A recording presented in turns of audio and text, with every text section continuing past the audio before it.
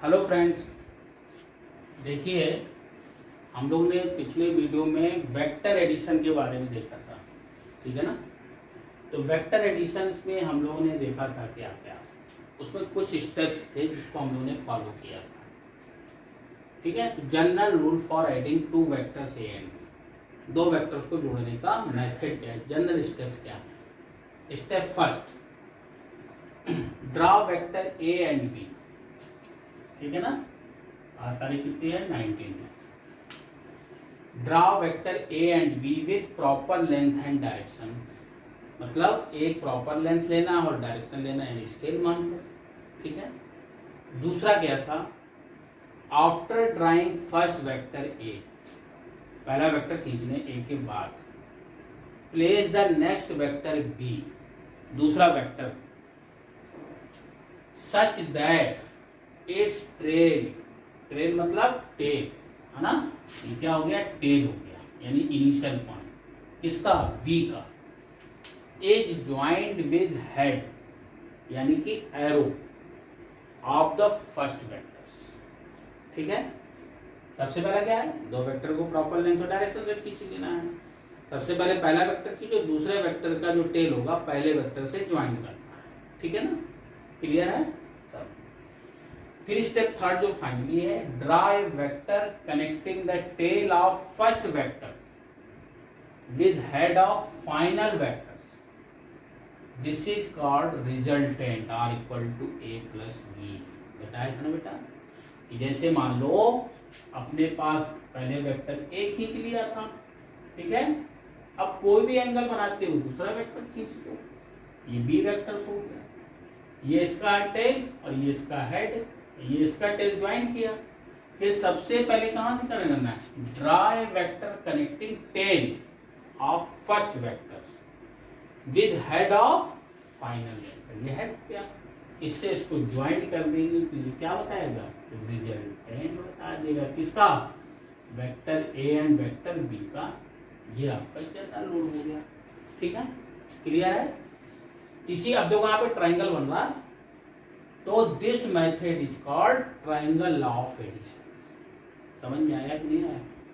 इसी मेथड को क्या बन रहा है, ट्राइंगल बन रहा है, तो इसलिए इसको ट्राइंगल लॉ ऑफ एडिशन भी बोलते हैं। वेक्टर्स को जोड़ने के दो मेथड है, एक है ट्राइंगल लॉ और दूसरा है पैरेललोग्राम लॉ। तो हम लोगों ने ट्राइंगल लॉ के बारे में बताया आपको कि क्या रूल करना, कैसे करना था, वही चीज को आगे बढ़ाना, बस उसको नाम दे दिया गया ट्राइंगल लॉ। अब इसमें जो एक पॉइंट है सबसे इंपॉर्टेंट, ये दो पॉइंट तो है मेन में, यहाँ तक तो अपने को स्टेप था कैसे कैसे ड्रा करना है, ठीक है। Vector sum is independent of order of addition, और इसी को known as commutative law of addition. ये क्या होता है, देखिए पहले तो सब चीजें समझ लिए, ट्राइंगल लॉ ऑफ एडिशन है क्या और इसको जोड़ना कैसे है, सब आपको बता दिया रूल के हिसाब से। अब ये वाला पॉइंट हम एक्सप्लेन करते हैं, तब तक पहले ये बना दीजिए यहाँ तक, फिर इस पॉइंट को भी एक्सप्लेन करते हैं।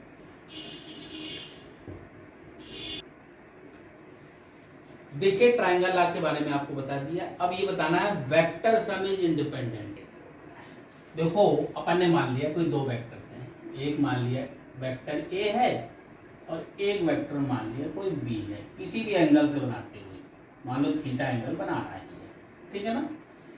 इन दोनों को जोड़ना है ट्राइंगल मेथड से। समझ में आ रही चीज। तो अपन उसी स्टेप को फॉलो करेंगे। सबसे पहले क्या खींचेंगे हम लोग, वेक्टर ए को खींचेंगे, ठीक है। ध्यान से समझना बेटा, बहुत इंपॉर्टेंट चीज है ये, कि हमको निकालना है, पहला मान लें कि r equal to A plus B निकालना है। तो उसी स्टेप को स्टेप बाय स्टेप फॉलो करते जाएंगे। जो स्टेप था, सबसे पहले हम लोगों ने क्या खींचा, वेक्टर ए खींचा प्रॉपर लेंथ और डायरेक्शन के साथ, ठीक है। ये इसका टेल, ये इसका हेड, ठीक है, पहले वेक्टर का। अब दूसरा वेक्टर ये है, बी को जोड़ना है ना, तो बी को अपन इसी एंगल बनाते हुए जोड़ दिया, दोनों खींच लिए। कितना एंगल है, जितना भी एंगल बना हो, मान लो 30 डिग्री बना है, 60 डिग्री बना है, 90 डिग्री बना है, कितने भी डिग्री से मतलब नहीं, वही डिग्री बनाना पड़ेगा, ठीक है। तो अब इसमें रिजल्टेंट कौन सा बताएगा, क्या बताया था कि कनेक्ट करना है कहां से, पहले वेक्टर के टेल को और दूसरे वेक्टर के हेड की तरफ, यानी यहां से यहां ज्वाइन करेंगे तो ये क्या बता रहा है, R equal to A plus B. ये एंगल कोई ना कोई एंगल बनाएगा, मान लो कि अल्फा एंगल बना रहा है ये, ठीक है, क्लियर है। तो अपन इसकी लेंथ नाप लें, इसका रिजल्टेंट बता देगा, एंगल नाप लें, डायरेक्शन बता देगा, ठीक है। अच्छा, अब जैसे मान लो हमको दूसरे पॉइंट में निकालना रिजल्टेंट, मान लो बी में ए को जोड़ना है, बी प्लस ए जोड़ना है, सपोज दैट।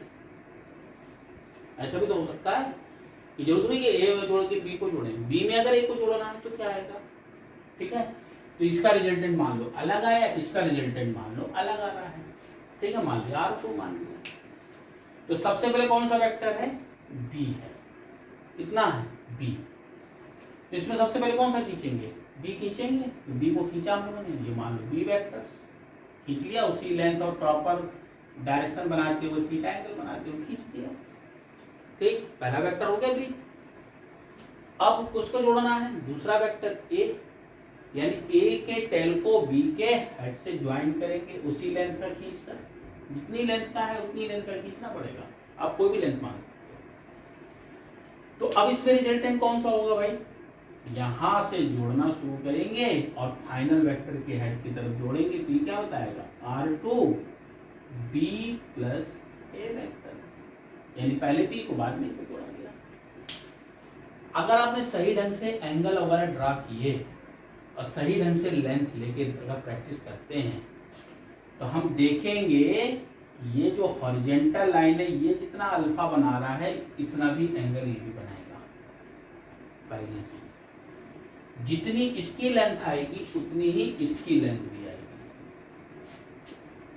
नहीं समझ में आया कि भाई साहब, इसका जो मैग्नीट्यूड है यानी इसकी जो लेंथ है और इसकी जो लेंथ है, दोनों क्या आएंगी, सेम आएंगी, यानी कि मैग्नीट्यूड रिजल्टेंट का क्या हुआ, सेम। ये जितना एंगल बना रहा है, हॉरिजॉन्टल लाइन खींची ना आपने, यहाँ भी हॉरिजॉन्टल एक लाइन डॉटेड खींच लो, उससे भी जो एंगल अल्फा बनाएगा वो भी सेम होगा।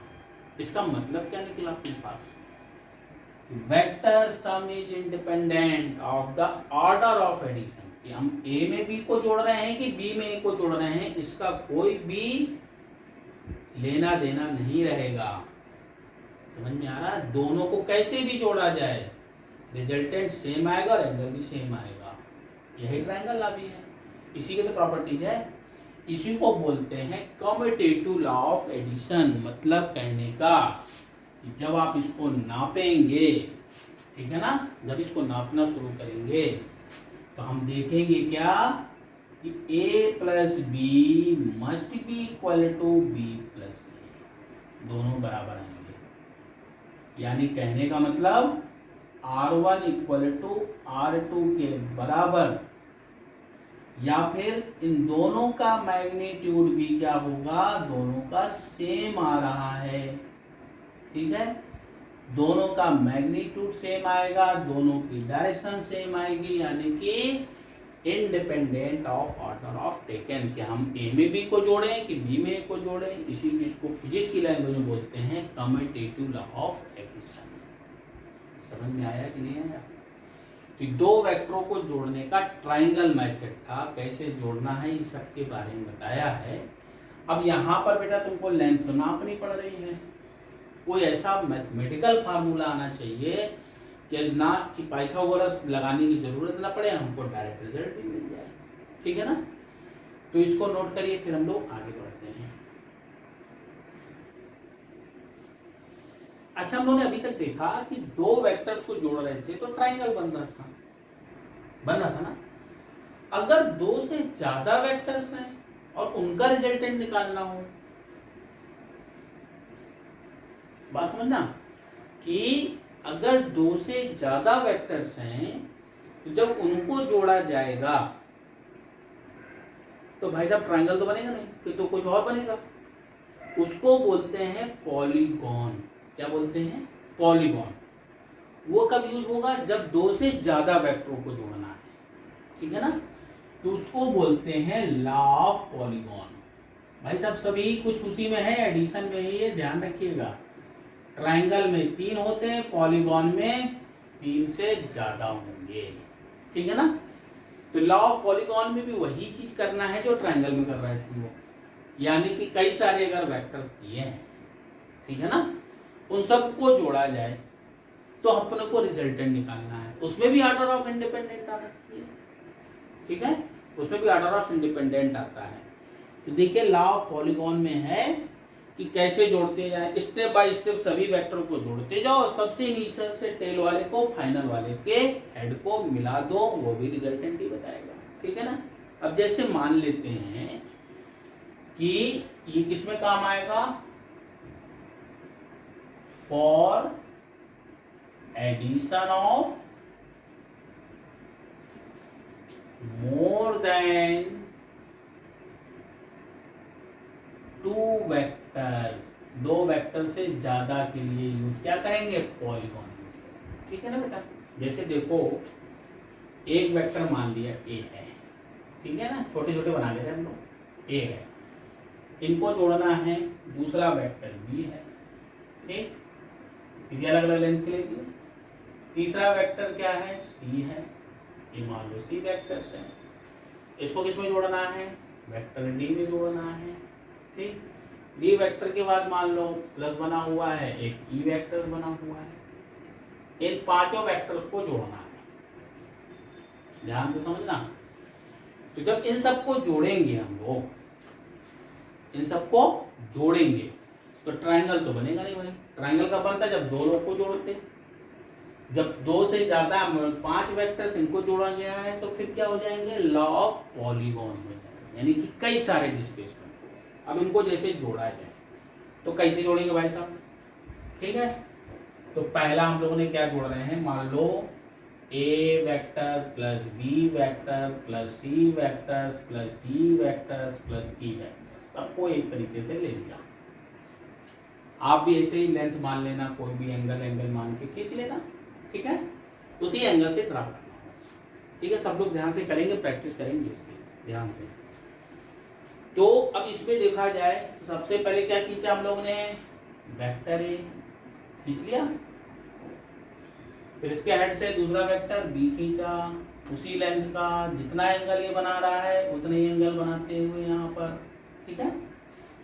फिर क्या है, सी वेक्टर्स है, ये सी वेक्टर्स खींच लिए तो ऊपर की तरफ है, ऊपर बना दिया, एंगल हमेशा इस चीज बनाना है, हॉरिजॉन्टल लाइन से। फिर कौन सा है, ये क्या बना, डी वेक्टर्स बन गया, देखो वही एंगल बनाते, जितना एंगल इससे बना रहा वही एंगल बनाना इससे भी, ठीक। फिर फाइनली क्या बना, ये ई वेक्टर्स हो गया, खींच लिया, सभी वेक्टर्स एक साथ एक एक करके 1 बाई 1 खींच लिया हम लोग ने। अब इसमें रिजल्टेंट निकालना है, सबसे पहले शुरुआत कहाँ से करेंगे हम लोग, टेल से, कहाँ जोड़ेंगे, हेड की तरफ। तो जब हम लोग इसको जोड़ेंगे तो ये क्या बताएगा, रिजल्टेंट किसका किसका, A plus B plus C plus D plus E, मान लो कोई रिजल्टेंट बना रहा, इसकी लेंथ नाप लो, डिस्प्लेसमेंट हो जाएगा, ठीक है, यह रिजल्टेंट हो जाएगा। अब एक मान लो दूसरा अपन ने ऑर्डर ले लिया, प्रैक्टिस के लिए बहुत सारी चीजें हैं। मान लो सबसे पहले हमको क्या खींचना है, सपोज दैट सबसे पहले क्या खींच लें हम लोग, कि मान लिया सी प्लस बी प्लस ए प्लस डी प्लस ई, इस तरीके से जोड़ो से अपन कोई भी ऑर्डर ले लें, कोई भी ऑर्डर ले लें, कोई फर्क नहीं पड़ता, बस एंगल ध्यान रखना सबका एंगल और लेंथ सेम होना चाहिए। अब इसमें जोड़ेंगे तो देखो सबका क्या है, सबसे पहले क्या जोड़ा अपन लोगों ने, सबसे पहले सी वेक्टर खींच लिया, फिर इसके साथ बी वेक्टर खींच लिया, एंगल बनाते हुए जितना है, सी के बाद क्या है, ए है, ए खींच लिया, इधर की तरफ है, ए के बाद क्या है, डी, ये डी खींच लिया, क्या खींचा, डी खींच लिया, ठीक। अब इसमें क्या खींचा अपन ने, ई वेक्टर खींच लिया, सबको खींच लिया, अब ऐसे हो गया। अब इसमें भी रिजल्टेंट निकालना है तो कहां से कहां जोड़ेंगे, सी वाले को इससे जोड़ देंगे। तो जब आप देखेंगे ना, इसकी जो लेंथ आएगी वही लेंथ इसकी भी आएगी, यानी कि ऑर्डर डजंट मैटर, यानी कहने का मतलब इसमें अगर पॉइंट देखें, ऑर्डर डजेंट मैटर मतलब आप किस ऑर्डर में जोड़ें इसका कोई भी फर्क नहीं पड़ेगा, किसी भी ऑर्डर में आप कोई भी पहले लेके जोड़ देना, आपका रिजल्टेंट सबका सेम आएगा, चाहे ये करें चाहे ये करें। ये मान ले R1 है, अगर ये मान ले R2 है, दोनों चीजें सेम रहेंगी, ठीक है ना। तो भाई साहब अगर इसके स्टेप पे देखें, सबसे पहले पहला वेक्टर खींचे, उसके बाद दूसरा वेक्टर खींच लें उसी एंगल बनाते हुए प्रॉपर लेंथ में डायरेक्शन से, फिर तीसरा चौथा पांचवा जितने सारे सबको जोड़ते चले जाओ, फाइनली आप इसका रिजल्ट निकाल दो। इनिशियल वाले से टेल से कहाँ जोड़ना है, फाइनल वाले को, ठीक है। बनाइए इसको, फिर आगे बढ़ते हैं।